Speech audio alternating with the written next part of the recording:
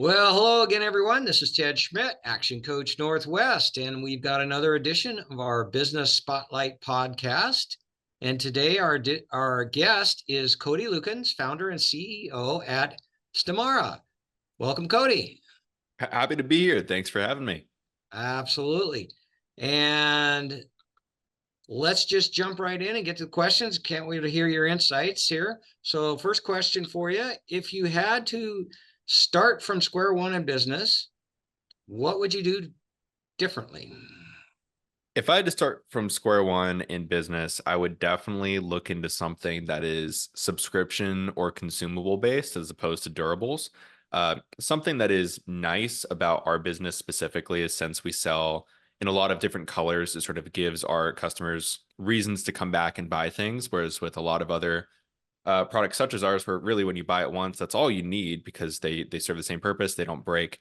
We definitely got sort of lucky with the colors. We stumbled into that a little bit, but when I look at a lot of other businesses in my industry that are really thriving, a lot of them have some element of subscription or like incentives for customers to return.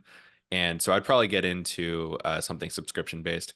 I don't know whether that would be like, supplements, but I think those are probably overdone at this point, so probably not. But something consumable based is probably what I'd get into next time. Okay. Okay. And why don't you take just a minute here and kind of explain to people what your product is? I don't think a lot of people are familiar with it. Yeah, So, it's a great question. So our product, essentially think of a bunch, and it's difficult to explain verbally without having a visual on the screen. So this is actually a good exercise for me because I think I need to get better at doing this. But think of a bunch of little magnetic cylinders that you can move together in patterns in your hands. And sort of pattern-based repetitive movement is clinically proven to increase blood flow to your prefrontal cortex. So it improves your focus, it reduces your anxiety, and has a bunch of really beneficial results. So essentially think of a just a really premium fidget toy that works really, really well for your brain. yeah. Yeah. Reduces stress and anxiety and that sort of thing, right? Yeah, and in these days, I think those are in abundance. Yeah, there you go. All right. Next question. What have your biggest learnings been as an employer since you began in business?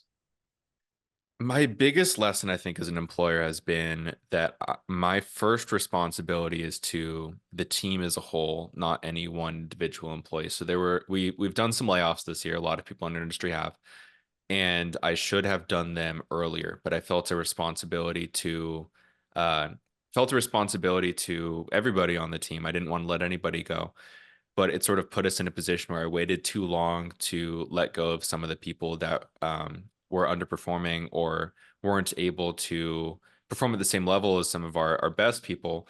And it reduced our runway where it put the people who are remaining that are the most valuable in a more difficult position as a Mm, result of holding on to those other folks for longer when we were not really in a cash position to be doing that with the tariffs and with just economic uncertainty of we're definitely a discretionary expense. And so we've had a rough quarter. I think like I said, a lot of people probably have as well.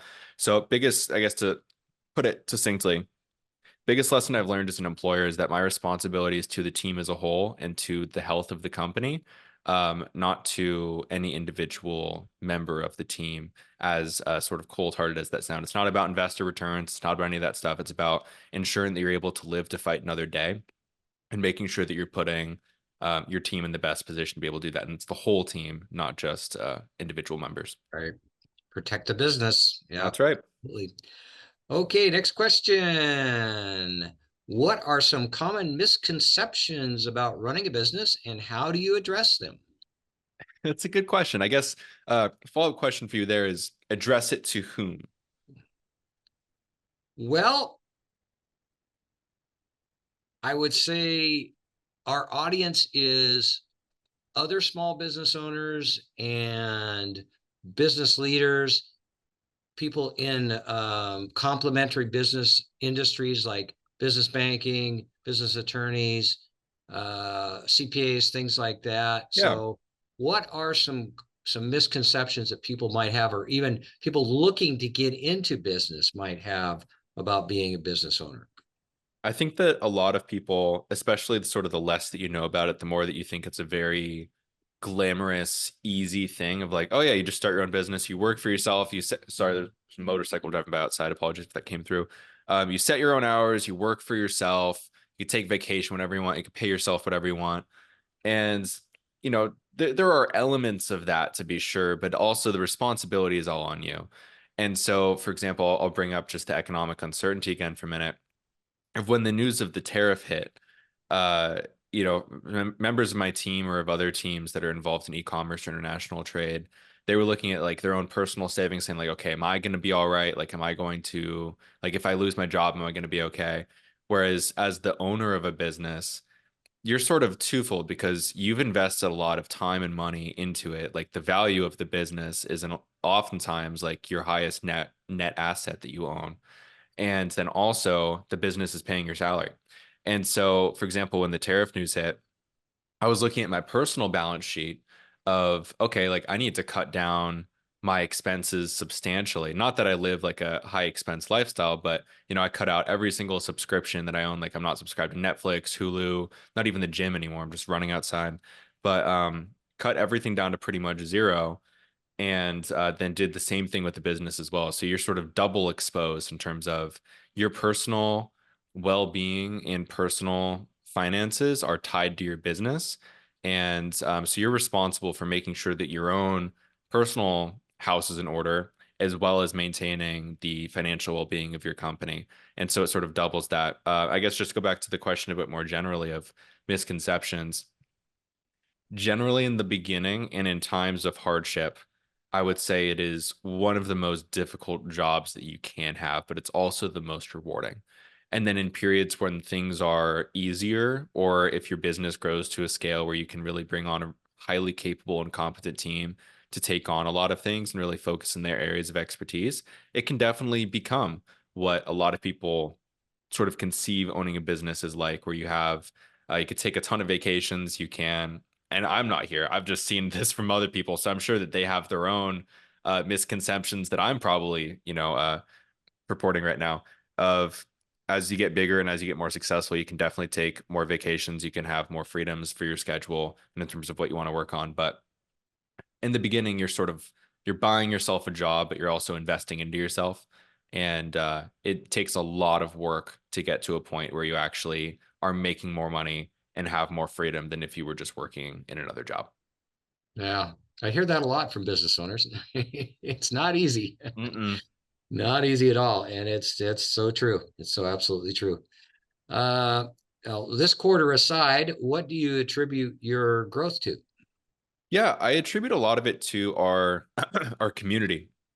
Of we don't view ourselves as having customers, we view ourselves as really having a community, and that's definitely exemplified by our Discord, where we have, I think at this point, like 2,000 people in it who are super fans of the company and super fans of the product, where they use Stimagz, and they see just how helpful there are, and our reviews are filled with people saying these have legitimately changed my life. Like I can focus so much better, I'm so much more calm, they help me get through the workday, they help me get through school. And so uh, to me, I think that the foundation of our success is really just we're selling a product that helps people and that people want and can benefit from. And our biggest hurdle is just demand generation. Of, like you said, a lot of people have heard of it. So if someone sees a picture of it, they're like, what is that? And even if they understand what it is, people don't necessarily understand how helpful it can be for them. They're like, oh, I've never used a fidget spinner, I've never used a fidget toy like this, I'm not that type of person. But odds are you probably click a pen, or shuffle your weight around in a chair, or tap your foot or tap your leg, or slide your phone from side to side, or even just go on your phone when you're bored in a call or bored at work. Stimagz can really fill that gap that a lot of those things do, and do it in a better way than those things do just inherently. And so I guess just to go back to the root of the question, I think the foundation of our success is that we're building a product that people really resonate with and they really connect with. And so as a result, we have a lot of really diehard advocates who go out and pitch the product to other people. Or we release a lot of limited time colors and collections. So we have a lot of people who intentionally go out of their way to collect every single version of Stimagz that we release. And so our returning customer rate is really solid, especially for as we mentioned earlier, a durable, non-consumable good. Yeah, wow. You might have to come up with some multicolor ones and then keep going the colors, right? May or may not be in the works. Can't Yeah, confirm or deny that. yeah. All right. How do you balance your personal life with the demands of running a business? That is a good question. This is something that has taken me a long time to get right. And I think that I had just now, and maybe this is me and my hubris saying, oh, just now I'm getting it right. And then in a couple months I'll burn out. But in the past, I've gone through periods where I would be working under very intense workloads, probably 80-hour weeks consistently for months on end, just trying to either fix some fire that's going on or try to do what I can to bring things to the next level. And that would result in me having 3 really productive, really good months, and then a month where I just hit a wall, burn out, and it can take me, 6 weeks to recover from that. And a lot of that was because if I was working those 80-hour weeks, I wasn't exercising, I wasn't making time for family or friends, and I wasn't eating well. And so I just generally wasn't taking care of myself. And something that I've been trying to remind myself of a lot this year, especially as we mentioned, it's been a tough year, is you can't pour from an empty cup. And I've spent a lot of time in this business where my cup is bone dry and I'm still trying to pour, I'm still trying to give, but there's nothing left to give. And so reminding myself that sometimes when you have a million and one things on your to-do list, sometimes the best answer is to take a day off and not take a day off and go to Malta, but take a day off, cook yourself a nice meal, watch your favorite show, and just relax, let your nervous system reset, and let things calm down a little bit, and then jump back in with a clear head and a clear mind. Because I've definitely had times where I'm just very much too close to a problem to actually be able to clearly articulate it and solve it, just because I'm locked in that same way of thinking. But Mhm. yeah, I'd say that. And another piece of this is probably a bit of yin and yang as well, at least visually, of there are periods where more of you is required in the business and periods where less of you is required. So this year has definitely been a period where more is required, whereas Q4 last year, things were going really well. So I was probably only working 25, 30 hours a week for a good chunk of that. And I was able to take most of December off to spend with my family and just recharge after the long year. And so just being able to find periods and find a balance of what is needed from me right now and when can I afford to take a rest and refill my cup. Yeah. You can't pour from an empty cup. Mm-mm, You got it. you cannot. Okay. What qualities do you look for in employees, and how do you foster a positive and productive work environment? You kind of spoke to that a little bit already, but Yeah, I definitely look for people that are very self-motivated. Of I do not have time nor energy nor the desire to micromanage people. I want somebody where if I bring them in and I say, "Hey, I need you to reduce our fixed expenses by 3%." I need someone that's just going to go and do it and not say like, "Hey, what about this one? What about this one? What about this one?" Or for example, someone in marketing where if I say, "Hey, your MER target is 27%." And then they say like, okay, like how do you think we should get them? Like, I don't know. I hired you to figure that out. I'm happy to sit down with you when you have a plan that I'm happy to review and go through, but I'm not here to handhold. And I want people that do not want to be handheld. They really want to take a piece of the business and own it. And so something that we talk about is, for example, like our customer support rep, her name is Reese. She's fantastic. And we very much tell her like, hey, treat customer support as if it was your own business, not just like a function of a bigger whole. And so whether that's ops, finance, marketing, R&D, customer support, we really want everyone that is working here to feel like they own the sector of the business that they are working on. And it's not just and get a lot of personal and professional fulfillment and reward out of that as well. Where when we win, we all win. I'm currently the lowest paid employee at this company just because it's been the right call for me to reinvest what would be additional salary back into the company or back into hiring more competent people because I'd much rather grow the size of the pie than have a bigger slice.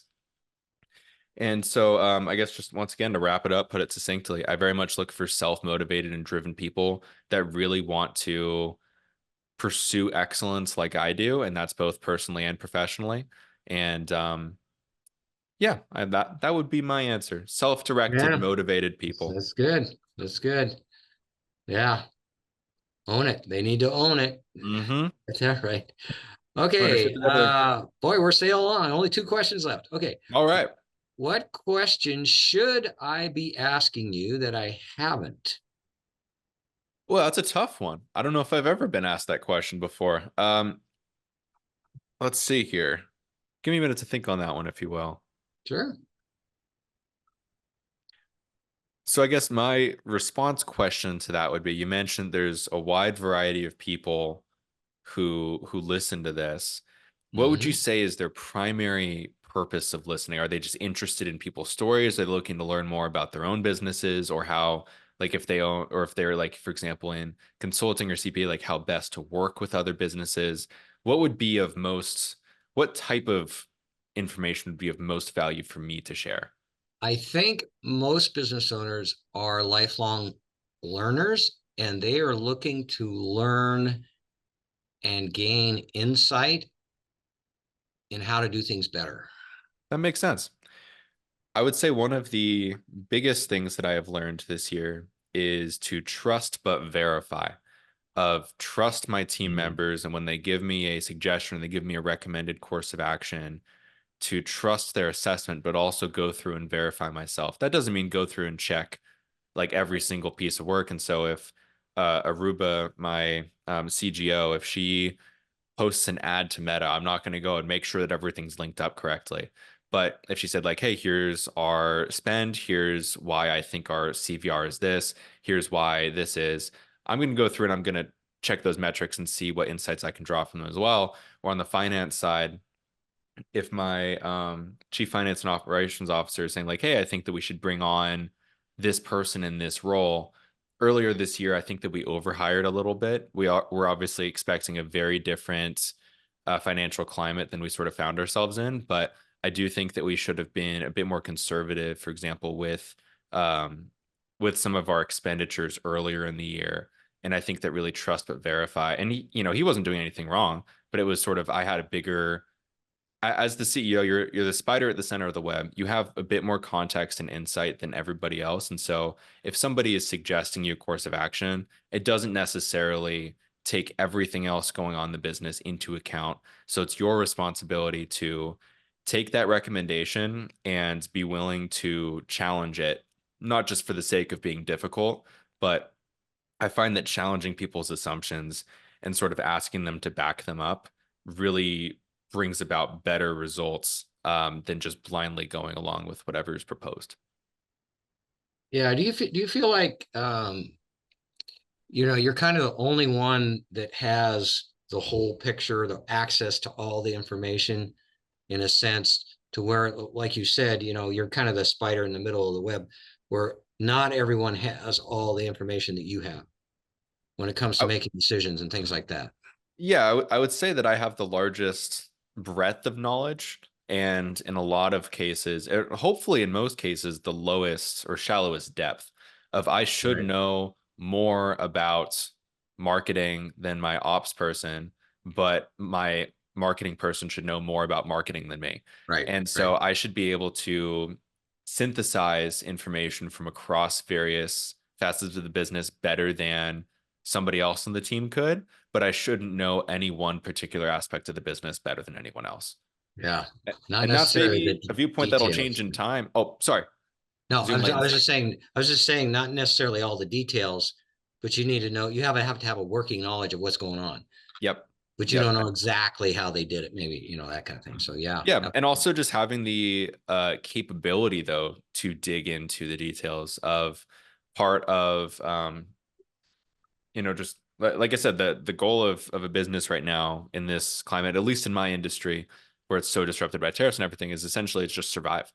And so part of that was me and my team going through our income statement line item by line item and saying, okay, do we need this? Do we need this? Do we need this?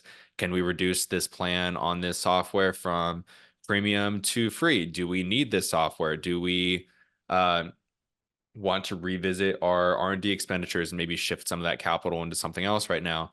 And so being able and capable of looking through your financials, or looking through maybe not necessarily like the structure of your ad account, but looking through like how your marketing is running and like how your operations are flowing, how information is disseminated from your team to your customer support team and then to customers, ensuring that you're capable and confident looking into those to the point where you're able to understand them. You don't have to be the best of them. You don't have to, excuse me, you don't have to be the owner of them, but you should be confident enough with any, at least at my scale, right? Like this does not apply to somebody who's running a Fortune 500 company, but at my scale, if you are running like a relatively small team, you should be able to talk shop with everyone on your team. Do not hire for something that you do not understand.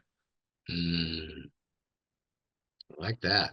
I like that too. I'm getting a lot of good ideas for LinkedIn posts. My team and advisors are telling me that I need more LinkedIn clout, and I'm getting lots of ideas today. I might steal that one myself. Yeah, I go for it. Just cite me. Don't hire for something you don't understand. Okay.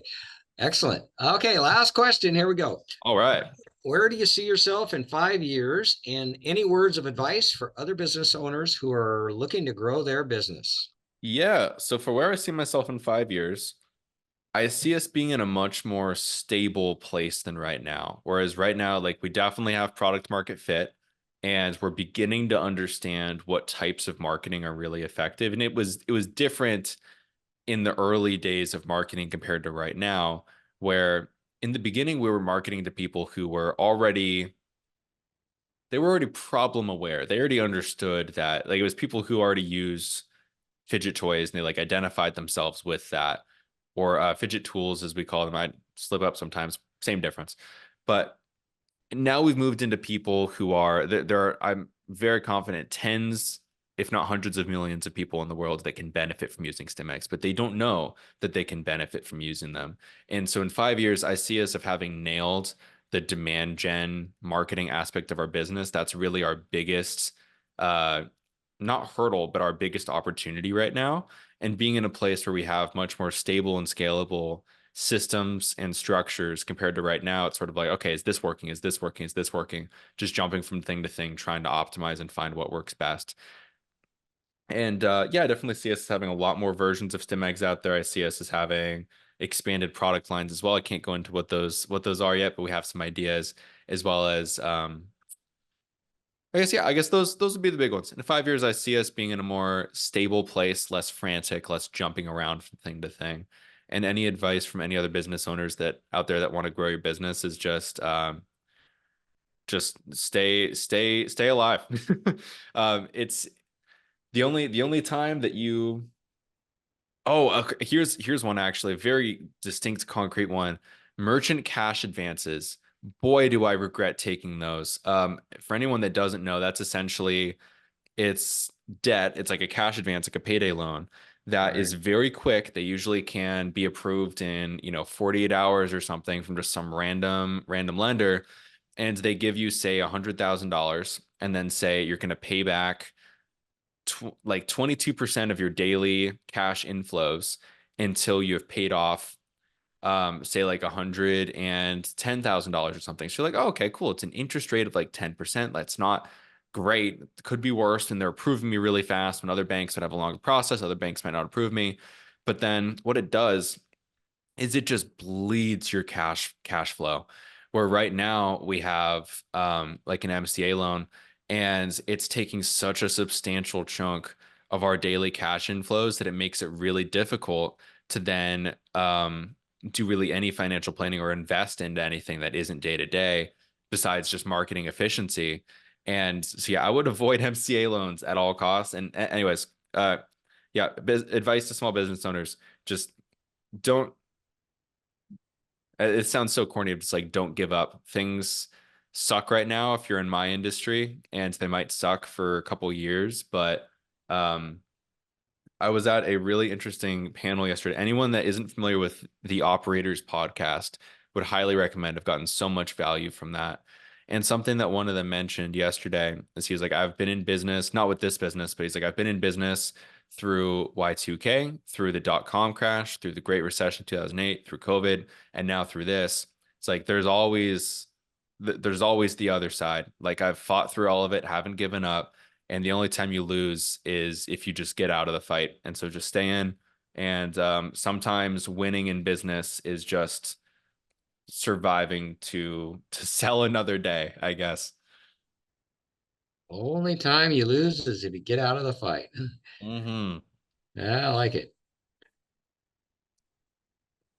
Okay, well, thank you very much.